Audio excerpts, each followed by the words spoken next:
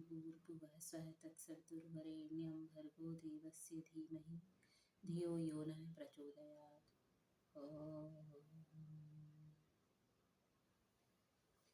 नमस्कार।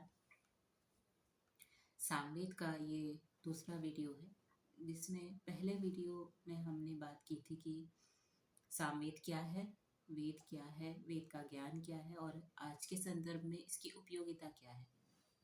इसके अलावा जो भी हमने जाना है वो ये है कि वेद के बारे में कहा जाता है वेद सबसे पुरातन, सबसे प्राचीन ज्ञान है।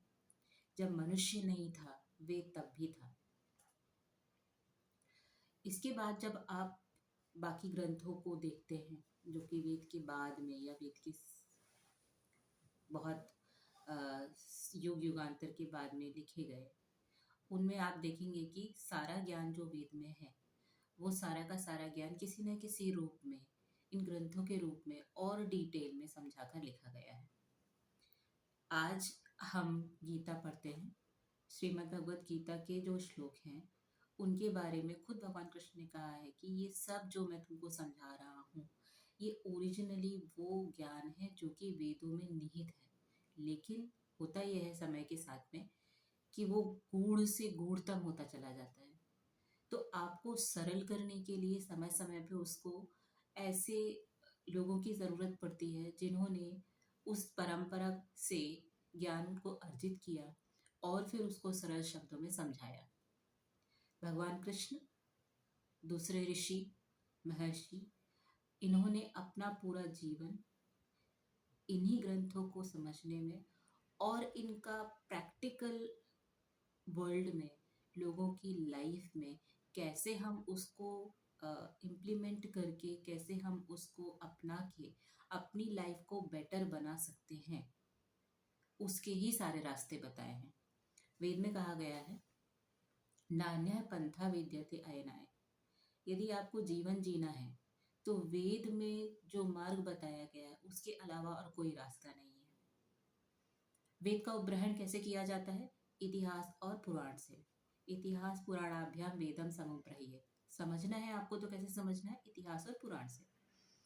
दूसरी इंपॉर्टेंट चीज यहाँ पे ये भी है कि अकेले इतिहास और पुराण नहीं है, आपको वेदांग भी हैं जो कि बताए गए। जैसे आप नाम से जान सकते हैं कि वेद प्लस अंग, वेद का जो अंग है उसको हम वेदांग कहते हैं, जो संख्या में 6 बताए जाते हैं। शिक्षा, कल्प, व्याकरण, निरुक्त, छंद और ज्योतिष। ये सभी की जगह क्या है, इनकी सही क्रम क्या है, इसको समझने के लिए आपको कई श्लोक मिल जाएंगे जिसमें ये क्लियरली मेंशन है कि व्याकरण वेदों का मुख है या छंद जो है वो पैर है। जब आप इनको अच्छे से समझेंगे तो आपको पता चलेगा कि हर एक चीज जो भी आपको वैदिक परंपरा में दिखती है वो सारी की सारी चीजों का अपनी एक जगह है, क्रम है। वेद के ऊपर कोई भी चीज नहीं जा सकती। क्यों नहीं जा सकती? क्योंकि वेद के आने के बाद बाकी का सारा ज्ञान है जो कि बनाया गया है, उसी से लिया गया है, अलग अलग कॉन्टेक्स्ट में, अलग अलग संदर्भ में। इस परंपरा में जब आप देखेंगे तो सामवेद के भाष्यकार आपको समय समय पर बहुत सारे मिलेंगे। चतुर्वेद भाष्यकार हैं जो कि लोगों ने किया है। चतुर्वेद में आप अगर देखें तो सायण का भाष्य है, आचार्य सायण, जो कि मध्यकालीन भारत में हुए थे। और भी आप अगर पहले का देखें जिसमें विजयनगर साम्राज्य है, उस वक्त पे आचार्य सायण का काल माना जाता है। उन्होंने जब चतुर्वेद भाष्य किया तो उसमें सामवेद का भी भाष्य उन्होंने किया। इसके अलावा और भी आपको भाष्य मिल जाएंगे जिसमें सरल हिंदी, सायण भाष्य तो संस्कृत में है पर सरल हिंदी में भी आपको बहुत सारे वेद भाष्य मिल जाएंगे। इनकी उपयोगिता क्या होती है कि हम जैसे जैसे समय के साथ में सभ्यता, हमारा ज्ञान बदलता जाता है, हमारी ज़रूरतें बदलती जाती हैं, तो वेद के मंत्रों के अंदर ही उन्हीं समस्याओं के जो नई नई समस्याएं आ रही हैं उनके सॉल्यूशंस भी हैं। क्योंकि जब सृष्टि बनाई गई, आपको अगर आप शतपथ ब्राह्मण में देखेंगे तो सृष्टि जब बनाई गई तो जो पहला पुरुष बनाया गया, जो पहली रचना की गई, उस वो भी वेद ज्ञान संपन्न था। अगर आप सरस्वती देवी को देखेंगे या आप ब्रह्मा को देखेंगे तो उनका सबका जो हाथ है उनमें आपको वेद मिलेगा। वेद ज्ञान से संपन्न क्यों है? ताकि वो बता सके, लोगों को समझा सके, और इसके आधार पे पूरी जो ये यूनिवर्स है, मल्टीवर्स है, वो बताई गई है। ये एक दृष्टिकोण है। दूसरा दृष्टिकोण ये है, जो हम सामवेद करने जा रहे हैं उसके पहले एक चीज और है जो कि आपके लिए जानना बहुत जरूरी है, वो है संगीत। गंधर्व वेद इसका उपवेद है। मतलब जितना भी ज्ञान है, जितना भी संगीत है, वो सभी कुछ आपका सामवेद से निकला हुआ है। जब आप सामवेद में देखेंगे तो जैसे मैंने आपको पिछले वाले श्लोक में बताया, पिछला जो हमारा वीडियो था उसमें बताया था कि सामवेद में आपको 1 2 3 इस संख्या में मिलेंगे। बल, स्वरित, उदात्त, अनुदात्त, ये आपको 1 2 3 की संख्या में मिलेंगे। बाकी वेदों में ये आपको अलग सिंबॉलिक वे में मिलेंगे।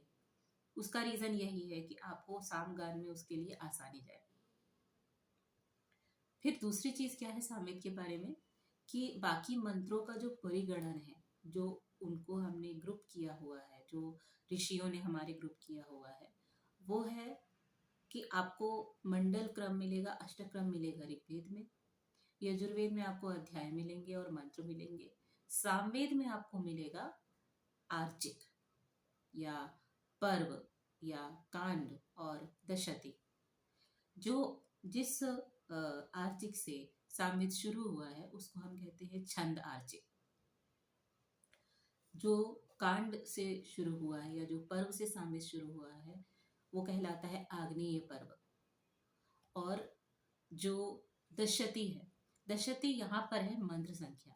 10 मंत्रों की संख्या को हमने दशति कहा है। विंशति जो यजुर्वेद है उसमें 20 अध्याय है, उनको विंशति कहते हैं। ये टर्म्स आपके लिए जानना इसलिए जरूरी है कि आप उसको समझ सकें कि कैसे ग्रुपिंग की गई है। अब ये ग्रुपिंग करने वाले कौन थे, कैसे उन्होंने किया है, ये एक पूरा अलग विषय है। जब मैं कह रही हूँ हमने किया है, मतलब हमारे जो एंसेस्टर्स थे, जो हमारे ऋषि थे, जो विद्वान थे, जिन्होंने वेद ज्ञान को ही समझाने में, समझने में, उसको अलग अलग तरह से संकलित करने में अपनी पूरी लाइफ दी, अपना पूरा अनुसंधान, अपनी सारी जो कोशिश है वो इसी में लगा दी कि ताकि आगे की पीढ़ी इस ज्ञान के साथ में इस ज्ञान का जो लाभ है वो उठा सके।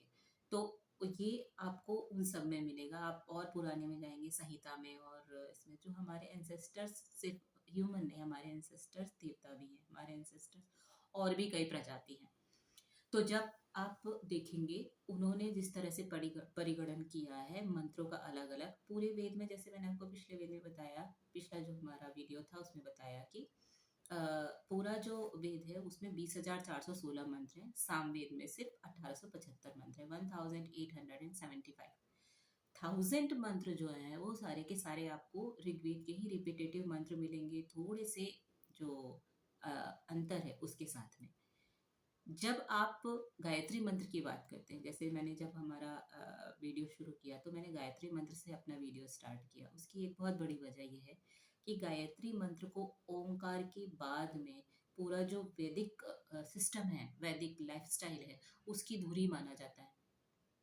तो जब आप गायत्री मंत्र को रिसाइट कर रहे हैं, जब गायत्री मंत्र की चैंटिंग कर रहे हैं या गायत्री मंत्र से आप किसी चीज़ की शुरुआत कर रहे हैं, तो आपको गायत्री मंत्र का जो फ्रीक्वेंसी है आप उसमें चले जाते हैं। ये एक साइंटिफिक रीज़न है। दूसरा रीज़न ये है कि इसमें कहा गया है धियो यो नः प्रचोदयात्, ईश्वर से प्रार्थना की गई है वो जो कि हमारी बुद्धि को प्रेरित करे।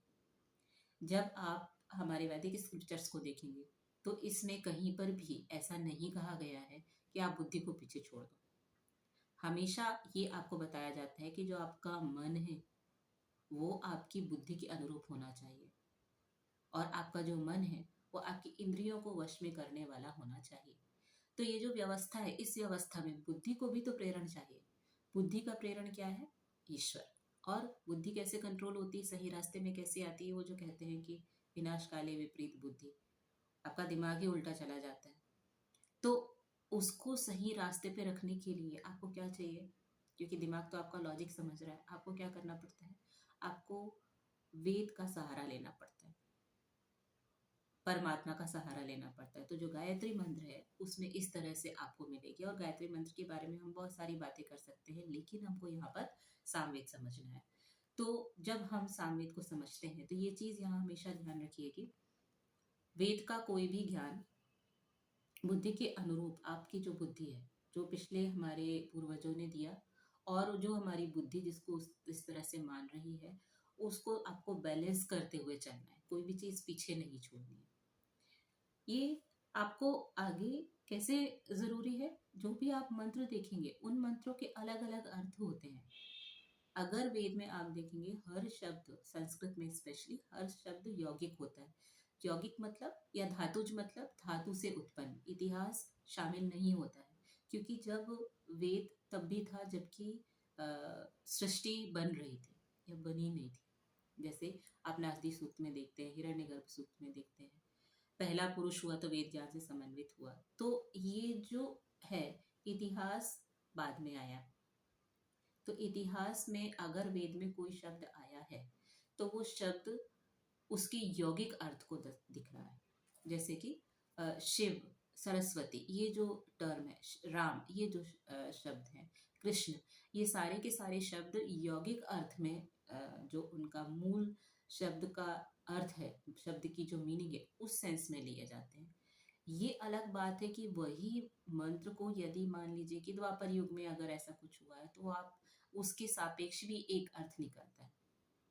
तो जो मंत्रों की फ्रीक्वेंसी होती है या मंत्रों का जो एरिया है, वो इतना, उसकी जो रेंज है वो इतनी वास्ट है कि वो पूरे मल्टीवर्स को कवर करती है। जैसे आप देखते हैं, ओम का जो नाद है वो सबसे ज्यादा ऑस्पिशियस माना जाता है, सबसे पवित्र माना जाता है साइंटिफिक दृष्टिकोण से भी, कि अगर आप सिर्फ उसी को ही चेंट करेंगे, उसी को ही अगर आप बार बार आप उसका ध्यान करेंगे तो भी आपको बहुत सारे फायदे होंगे। तो आप सोचिए कि अगर हम पूरे मंत्रों को इस तरह से रिसाइट करेंगे तो उसके कितने फायदे होंगे। लेकिन यहाँ पे क्या कमी रह जाती है कि इन मंत्रों का सारा जो भाषा है इनकी, वो तो संस्कृत है, बल्कि वैदिक संस्कृत है। लेकिन जब हम किसी भी मंत्र को रिसाइट कर रहे हैं तो हमें अगर उसका अर्थ नहीं पता, हम नहीं जानते कि उस मंत्र में क्या कहा गया है, तो हमारे इमोशंस वहां कैसे जाएंगे, हम हमारे इमोशंस को कैसे पहुंचाएंगे?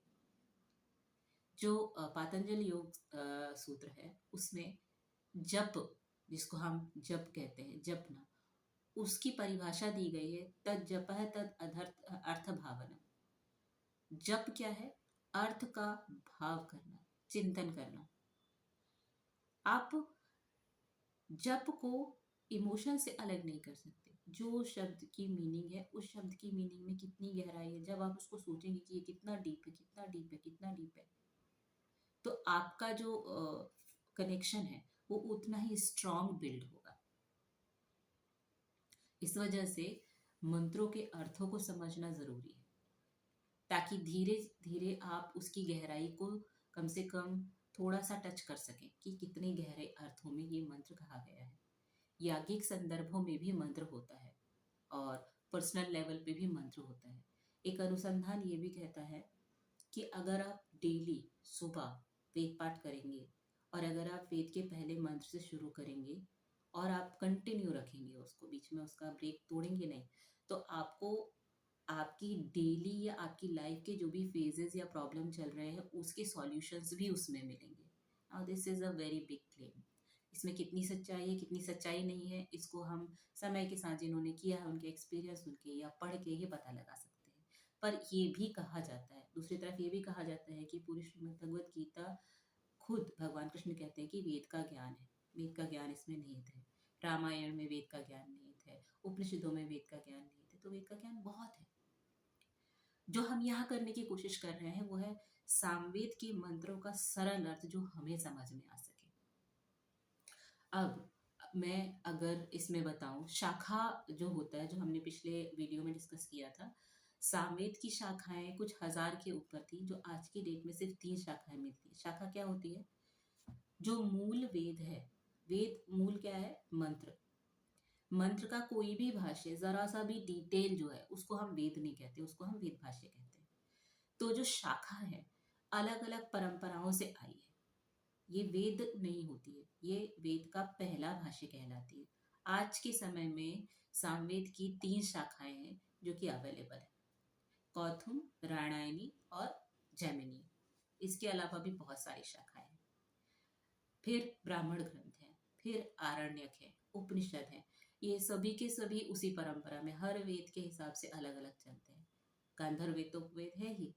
तो जब आप सामवेद का अध्ययन करेंगे तो समय समय पे जहाँ जहाँ जिस भी ग्रंथ की जरूरत पड़ेगी हम उसको साथ में लेते चले जाएंगे, ताकि आपको उसका अर्थ और उसकी गहराई समझ में आ सके। प्लस आपको बाकी तीनों वेदों से भी उसको कनेक्ट करके चलना पड़ेगा। तो क्या होगा कि हम सिर्फ एक चैप्टर पढ़ के कोई बुक को नहीं समझ सकते, हमें पूरी बुक ही प्रॉपरली समझनी पड़ेगी। क्यों वो तीसरे क्रम में है, क्यों वो कहीं और नहीं रखा गया, और भी कई सारे लॉजिकल क्वेश्चंस रेज होते हैं जिसके की आंसर हम इवेंचुअली इसमें हम पाएंगे। तो मैं पहले मंत्र से शुरू कर रही हूँ। अगेन मैं आपको यहाँ बताऊं कि जो आर्चिक है, जैसे मैंने आपको बताया कि आर्चिक है सामवेद में, तो ये जो पहला आर्चिक है ये छंद आर्चिक। इसमें जो पर्व या कांड जो है वो है आग्नेय पर्व, आग्नेय कांड। और जो प्रपाठक है वो भी प्रथम है, दशती भी प्रथम है। पहला मंत्र है जो कि सामवेद का कहता है, ओम अग्न आया ही वीतिये गृणानो हव्यदातये निहोता सत्सी बर्हिषि। पद अन्वय समझेंगे। पद अन्वय क्या है? पहले जब आप मैन्युस्क्रिप्ट देखेंगे तो संस्कृत में स्पेसेस नहीं होते थे। जैसे हम लिखते हैं मैं स्पेस, जा स्पेस, रहा स्पेस, हूँ, ये नहीं होता था। एक ही शब्द में पूरी बात कही जाती थी। बाद में जब हमें उसको अर्थों को समझना है तो उसको ब्रेक करने के लिए पद अन्वय, पदों को समझना, उसकी मीनिंग को समझना, पहले पदों में उसको विभक्त करना, फिर उसकी मीनिंग समझना, ये सब आया। इस वजह से पाठ भी अलग अलग हैं जो कि वेद को के मूल मंत्रों को सही स्वरूप में बना के रखें, उनको सेव करके रखें, वो बताए गए। ऐसे 13 पाठ हैं जो कि क्रिएट किए गए हैं। और कई अभी भी आज भी आपको भारत में अगर आप जाएंगे तो आपको कई ऐसे मिलेंगे लोग जिनको कि पूरा का पूरा यजुर्वेद कंठस्थ है, या वो 2 से 3 पाठ में वो निष्णात हैं। तो वो भी आपको वो भी चीजें आपको आज भी देखने के लिए मिल जाएंगी। इस तरह से वेद को सिक्योर, वेद के ज्ञान को रखा गया है। पहला मंत्र जो कह रहा है वो कह रहा है अग्न आ या ही वीते। अब इसको ब्रेक करेंगे। अग्न आ या ही वीते गृणानो हव्यदाते। हव्यदाते एक शब्द है।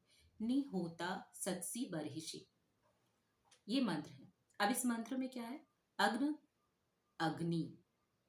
अग्नि शब्द के बहुत सारे मतलब होते हैं। जेनेरिक वे में देखा जाए अग्नि मतलब आग, फायर। लेकिन क्योंकि जैसे मैंने कहा कि वेद के सारे शब्द यौगिक होते हैं, धातुज होते हैं, तो अगर आप इसमें देखेंगे तो ये क्यों मैं इस शब्द का इतना गहरा मीनिंग क्यों बता रही हूँ, क्योंकि ये जो पूरा आपकी दशरथी है, इसमें जो मंत्र का प्राइमरी सब्जेक्ट जो है, जिसको हम वेद की भाषा में मंत्र का देवता कहते हैं, वो अग्नि ही है। इनफैक्ट पूरे वेद में अगर आप देखेंगे, ऋग्वेद में भी अगर शुरुआत होगी तो ऋग्वेद का पहला जो सूक्त है वो भी अग्नि सूक्त कहा जाता है। तो अग्नि एक इम्पॉर्टेंट विषय है वेद का। जब आप यहाँ पर इसमें देख रहे हैं तो अग्नि मतलब अंश प्लस नी, प्रकाश, नी ले जाना। ऐसी कोई भी एंटाइटी जो आपको रोशनी की तरफ ले जाए, प्रकाश की तरफ ले जाए, उसको हम अग्नि कहते हैं।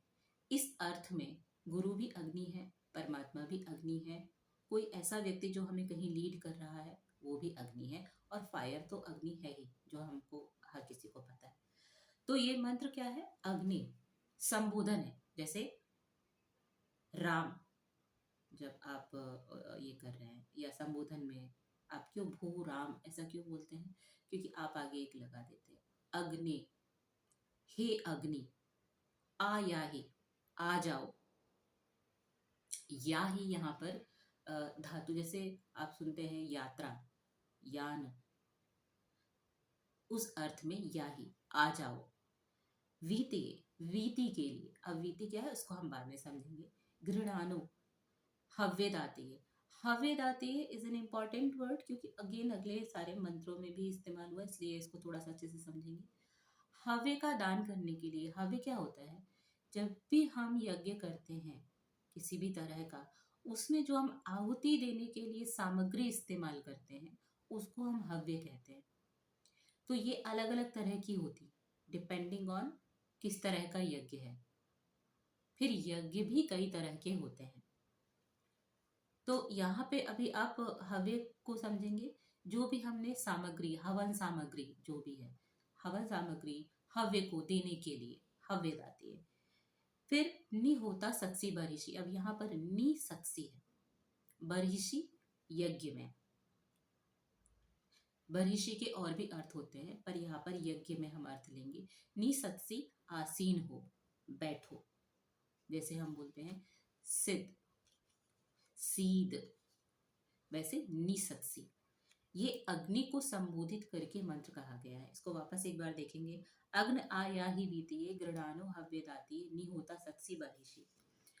जब आप परमेश्वर परक अर्थ लेंगे और किसी भी देश का सापेक्ष अर्थ भी लिया जा सकता है, यहाँ मैं परमेश्वर परक अर्थ पे ज्यादा फोकस कर रही हूँ कि जो अग्नि है यानी जो ईश्वर है वो यज्ञ में आसीन हो,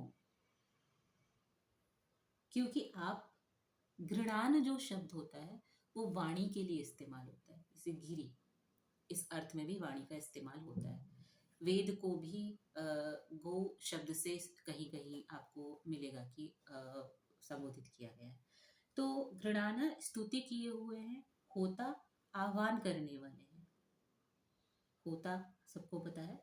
फिर आप सभी उसके लेने देने वाले हैं, इस अर्थ में भी आप इसको लेते हैं।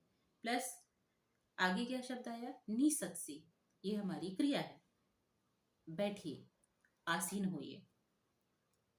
वीति के लिए, वीति क्या है, हमारे मन में जो भी प्रकाश है, जो भी, क्योंकि अग्नि का तो काम ही है प्रकाशित करना, तो प्रकाश देने के लिए। और किस लिए, हव्य दाती, जो भी हव्य है उसको देने के लिए।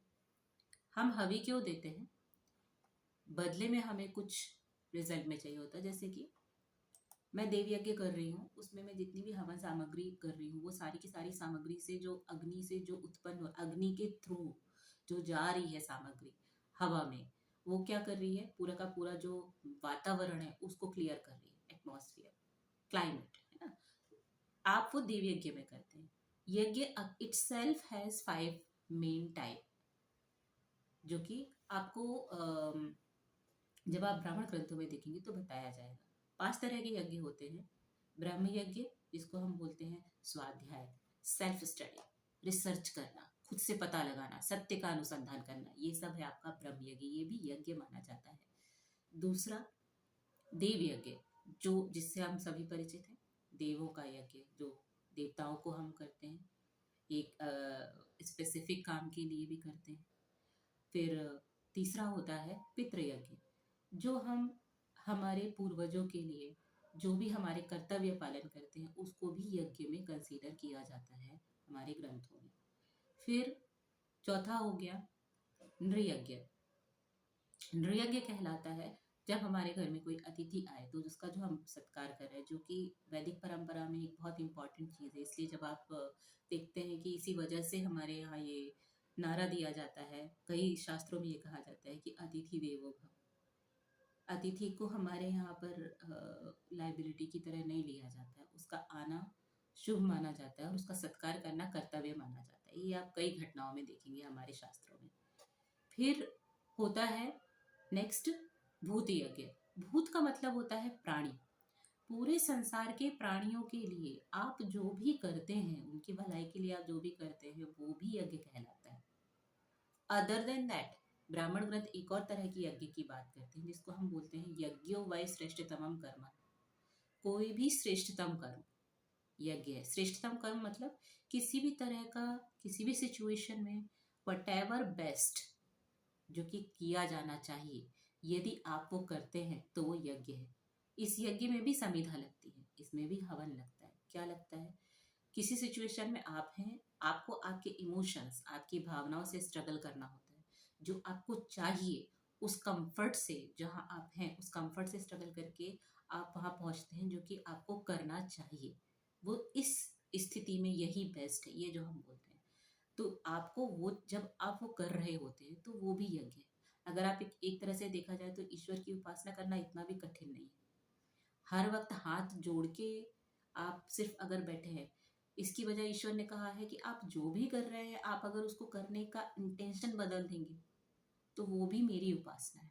क्योंकि अगर मैं तुम्हारे अंदर हूं तो मैं सारे प्राणियों के भी अंदर हूं। तो अगर तुम दूसरे के लिए या इवन अपने लिए भी कुछ अच्छा कर रहे हो जो बेस्ट है, तो तुम एक तरह से मेरी ही उपासना कर रहे हो। अब ये है एक अलग लॉजिक। मंत्र एक बार फिर से देखेंगे।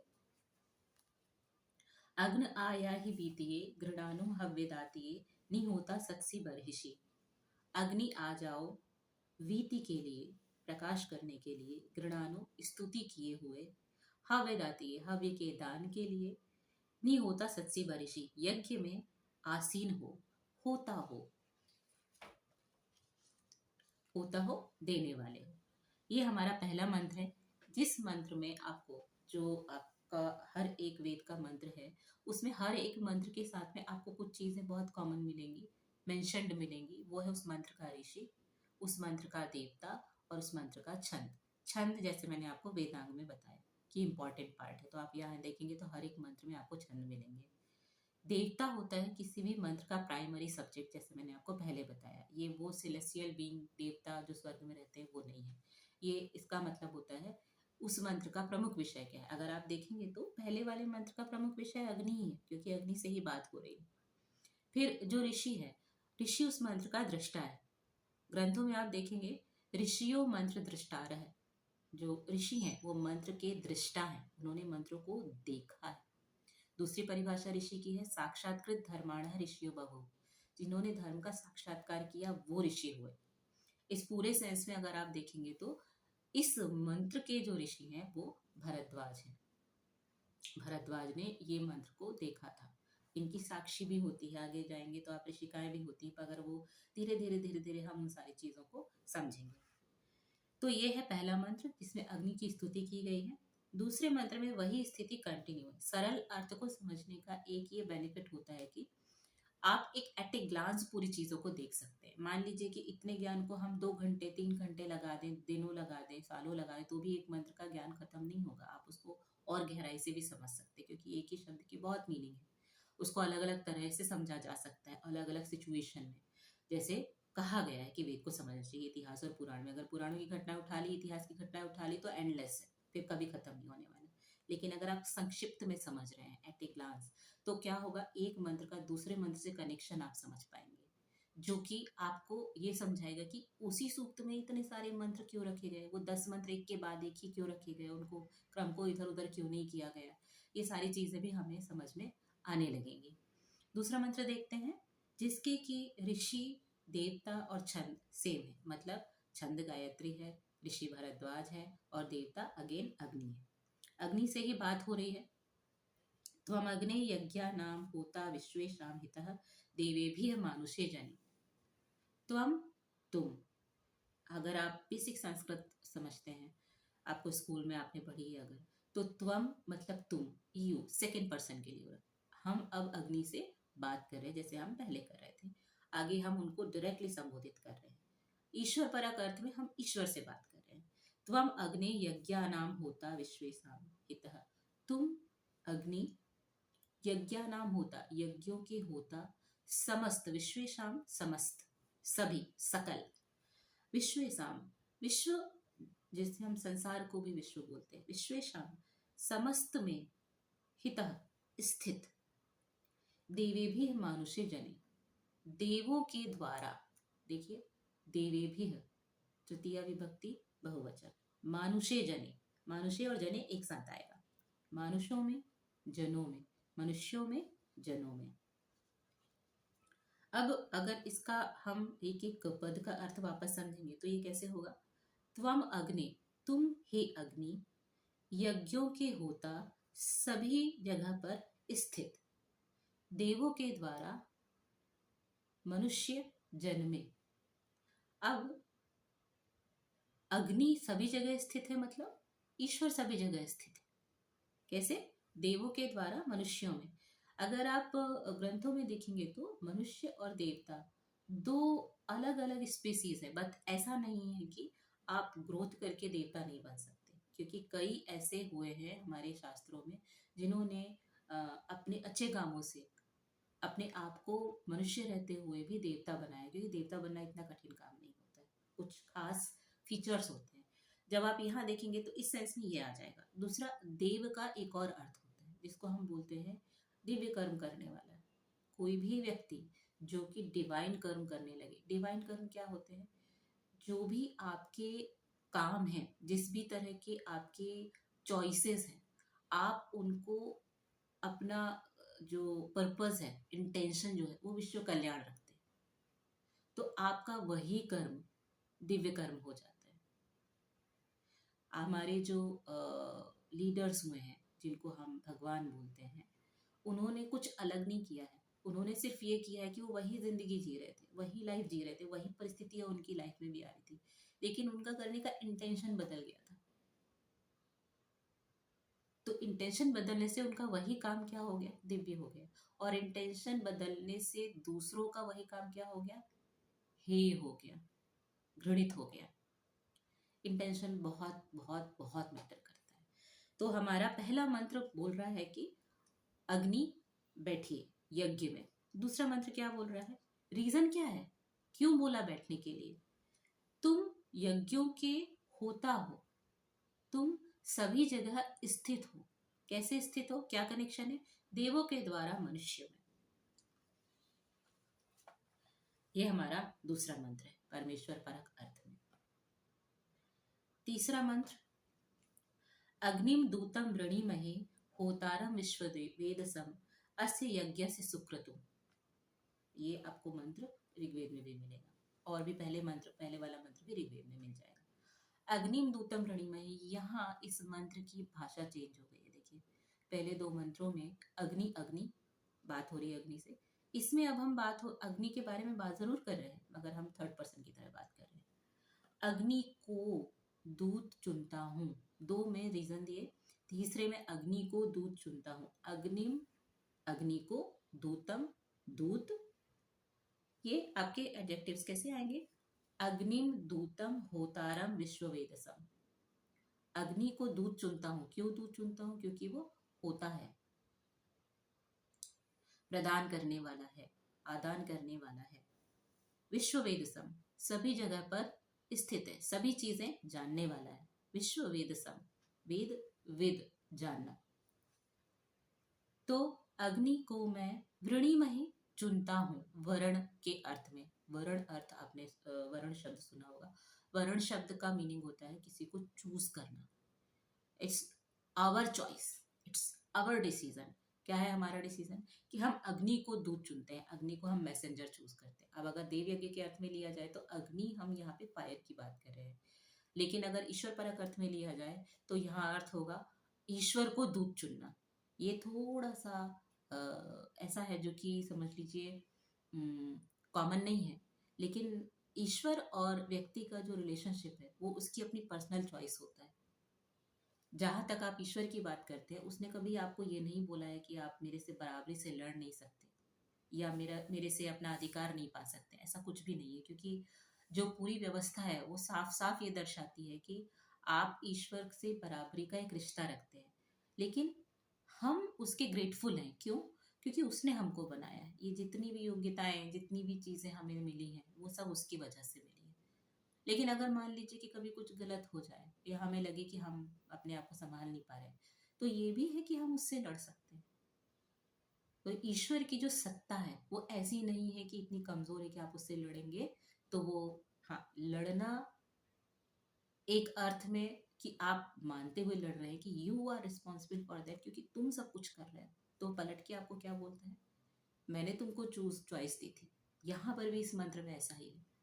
मैं अग्नि को दूत चुनता हूँ, आप चाहो तो मत चुनो, आपकी मर्जी है। मगर अगर चुन रहे हो, अगर इस मंत्र से चुन रहे हो, तो you are accepting it, acknowledging it कि मैं अग्नि को दूत चुनता हूँ। उसके लॉजिक भी है, विदाउट लॉजिक कुछ नहीं चलता, क्योंकि बुद्धि यहाँ धियो यो न प्रचोदयात्, हमारी बुद्धि को प्रेरित करे। अग्निम दूतम रणीमहे, मैं अग्नि को दूत चुनता हूँ, होता को, विश्ववेदसम को, अस्य यज्ञ से सुक्रतुम, इस यज्ञ का, सुक्रत को, सुक्रत क्या होता है? सु एक उपसर्ग है, कृत किया हुआ, क्योंकि इस यज्ञ में जो भी अच्छा होना है वो सब कौन करने वाला है? ईश्वर। तो उसको इस वजह से हम दूत चुनते हैं। देव यज्ञ के हिसाब से अगर आप देखेंगे तो ये अर्थ कैसे चला जाएगा? फायर को दूत चुनते हैं क्यों? क्योंकि फायर इज द मैसेंजर ना, वही आपकी जितनी भी हव्य है उसको वहां पे क्लाइमेट तक पहुंचा रही है। अगर वो ना चले तो कैसे करेंगे? इसलिए आपको अग्नि की और वायु की, जब आप यज्ञ देव यज्ञ शुरू करते हैं तो आप ये सबकी पूजा करते हैं। अग्नि है, वायु है, सबकी पूजा करते हैं कि वो सभी इस यज्ञ में सहायक हो। तो तीसरे मंत्र का अर्थ क्या होगा? अग्नि को मैं दूत चुनता हूँ, होता को, विश्ववेदसम को, विश्ववेदसम जो कि सबको जो बताने वाला है, सब कुछ जानने वाला है, इस यज्ञ के सुकृत को, जो कि इस यज्ञ में अच्छा करने वाला है। ये हमारा था तीसरा मंत्र, जिसमें कि जो दृष्टा है, ऋषि जो है वो अभी बदल गए। पहले दो मंत्रों में भारद्वाज थे, तीसरे मंत्र में जो ऋषि हैं वो है मेधातिथि। चौथा मंत्र शुरू करेंगे। अग्नि वृत्राणि जंगनत द्रविणस्यो विपन्यया समिद्धा शुक्र आहुतः। यहाँ वापस थर्ड पर्सन की तरह बात हो रही है। गुणों पे फोकस करना बहुत जरूरी है। अगर आज मैं किसी को किसी चीज के लिए रेकमेंड करती हूँ, कोई मुझे रेकमेंड करता है, या मान लीजिए कि मैं अगर किसी की सत्ता स्वीकार कर रही हूँ, तो मैं हमेशा ये देखूंगी वो बंदा कितना केपेबल है। यहाँ बात ईश्वर की हो रही है। आपको ईश्वर ने ये नहीं बोला कि बस तुम लग जाओ मेरी भक्ति करने में। उसने क्या बोला? सारे लॉजिक दिया। जब वो सारे लॉजिक आपके सेटिस्फाई होते हैं, तब जो आपके अंदर से भक्ति जागती है उसको कोई हिला नहीं सकता, क्योंकि उसको आपने साक्षात किया होता है। आपका जो एक्सपीरियंस है उसको कोई और उसकी जगह नहीं ले सकता। ऐसा नहीं है कि भक्ति डायरेक्टली नहीं होती, अंधभक्ति नहीं होती। अंधभक्ति, या समझ लीजिए कि संपूर्ण समर्पण, संपूर्ण समर्पण भी एक होता है जो कि आपको अंदर से आता ही है। आपको जरूरत ही नहीं है किसी प्रूफ की, किसी भी चीज की। वो एक अलग टाइप है। यहाँ जिस तरीके की अप्रोच है उसमें आपके लॉजिक भी आ रहे हैं, क्योंकि ज्ञान है। ज्ञान क्या करता है? आपके जो क्वेश्चंस हैं उनको आंसर करता है। फिर क्वेश्चन आते, फिर आंसर आते, फिर क्वेश्चन आते, फिर आंसर आते। इतिहास में आप देखेंगे तो यही होता है। कई बार लोगों ने डाउट किया है और हर बार उनको आंसर देने वाला कोई ना कोई मिला है। वेद में जो तथ्य बताए गए हैं उन तथ्यों को समझने के लिए आपका परसेप्शन हमेशा अलग अलग हो सकता है। आज जिस तरह से मैं समझा रही हूँ, हो सकता है आज से 4 साल बाद कुछ और तरह से वही चीजें एक्सप्लेन करूँ, क्योंकि मेरा खुद का भी ज्ञान बढ़ चुका होगा, मेरी खुद की समस्याएं भी चेंज हो चुकी होंगी, मेरे खुद के एक्सपीरियंस भी चेंज हो चुके होंगे। ऐसा ही सबके साथ होता है। मानिए कि जो ज्ञान सृष्टि के शुरू से अभी तक है, लाखों करोड़ों अरबों साल से है, मल्टीवर्स ने जहाँ जहाँ जो भी है सब में ये दावा किया जाता है कि इम्प्लीमेंटेड है। हर जगह ये पूरी दुनिया जो बनाई गई है, उस दुनिया में एक लौती गाइड है जो कि बताई गई है, वो है वेद। नान्य पंथा विद्यते अयनाय, और कोई मार्ग नहीं है इसके अलावा। तो यदि ऐसा है तो हर जगह उस ज्ञान को अपने अपनी तरह से लोगों ने समझाया। मंत्र देखेंगे। अग्नि है वृत्राणि जंघन। वृत्र होता है, अग्नि है तो आपको पता है जो कि प्रकाश की ओर लेके जाने वाला है, वो कोई भी हो सकता है। वृत्राणि, वृत्र होता है एक ऐसी चीज, ऐसा व्यक्ति जो कि छुपा हुआ हो, हिडन हो, किसी और चीज का रिजेम्बलेंस दे रहा हो, उसको हम कहते हैं वृत्र। अब ये कोई व्यक्ति भी हो सकता है। वृत्राणि जंघनत, जो जंघनत यानी मारे, हनन करे। द्रविणस्यु, द्रविण हम धन को कहते हैं। द्रविणस्यु जो धन, स्ट्रेंथ जो चाहता हुआ। विपन्यया, अभी विपन्यया यहाँ पर बहुत इंपॉर्टेंट है, क्योंकि विपन्यया क्या होता है? जब आप किसी भी स्थिति में आप ट्रांस में होते हैं, उसको हम विपन्य बोलते हैं। तो यह विपन्यया कीर्ति उस स्थिति से समिद्ध शुक्र आहुत। समिद्ध एक ऐसा शब्द है जिसको आप जानते हैं, समिधा। जो भी समिधा है, यज्ञ की समिधा, उसको आप कैसे समझेंगे कि यज्ञ में जो लकड़ी होती है उसको हम समिधा बोलते हैं, क्योंकि एक तो हमने अग्नि के बारे में पढ़ा, आग, दूसरा है हव्य, तीसरी है समिधा। बिना लकड़ी के कैसे अग्नि आप प्रज्वलित करेंगे? तो समिधा ये है। दूसरी समिधा और भी होती है, जैसे मानसिक तरह से जो भी आप जिसको वहां पे बेस आप बना रहे हैं। शुक्र आहुत, शुक्र इज एन उज्ज्वल, श्वेत। आहुत यानी बुलाना, या आहुत, आहुति से भी अर्थ है जिसके कि हमने होम किया है, जिसको सभी जगह से जिसका हमने होम, आ प्लस हुता, आहुता, हिंदी में उसी को हमने आहुति बोल दिया। आहुता सभी जगह से हुत किया हुआ, सभी जगह से होम किया हुआ या प्रॉपरली होम किया हुआ। पूरे मंत्र का अर्थ क्या आएगा? अग्नि है वृत्राणि जंघनत, अग्नि वृत्र का हनन करे, वृत्रों का हनन करे, क्योंकि वृत्राणि बहुवचन है। अग्नि है वृत्राणि जंघनत, द्रविणस्य, बल चाहता हुआ, क्यों हनन करे? बल चाहता हुआ, विपन्यया, कीर्तन से, समिद्धा, सुलगाया हुआ, शुक्र प्रज्वलित, श्वेत, आहुत सभी ओर से होम किया हुआ। जब आपका समर्पण होता है ईश्वर के लिए, किसी भी मिशन के लिए, किसी भी चीज के लिए, वो समर्पण अधूरा माना जाता है यदि वो संपूर्ण ना हो। जब आप विवाहित होते हैं तो आपको वचन जो दिए जाते हैं उसमें भी संपूर्ण समर्पण होता है। जब तक आप किसी भी एक चीज में जो भी आप करना चाहते हैं उसमें आप 100% अपना नहीं दे रहे हैं, आपको रिजल्ट्स नहीं मिलते हैं प्रॉपर। लेकिन जब जैसे ही आपने 100% दिया, जहां जितना बैलेंस है प्रॉपर आपने किया, आपको रिजल्ट तुरंत मिलने स्टार्ट हो जाते हैं। अगेन ये भी एक यज्ञ है, क्योंकि यज्ञ हुआ श्रेष्ठतम कर्म के हिसाब से, तो वो भी यज्ञ हो गया। तो उस सेंस में अगर आप देखेंगे तो यहाँ समिधा कुछ और हो जाएगी, पर ईश्वर तो वहां भी है। यदि मान लीजिए कि मैं अपने लिए एक अच्छी लाइफ चाहती हूँ, तो ईश्वर भी यही चाहता है। अगर मैं अपने लिए प्रॉस्परस लग्जरियस लाइफ चाहती हूँ तो ईश्वर भी यही चाहता है। अगर मैं अपने लिए सिंपल लाइफ चाहती हूँ, ये मेरी चॉइस है, तो ईश्वर भी यही चाहता है।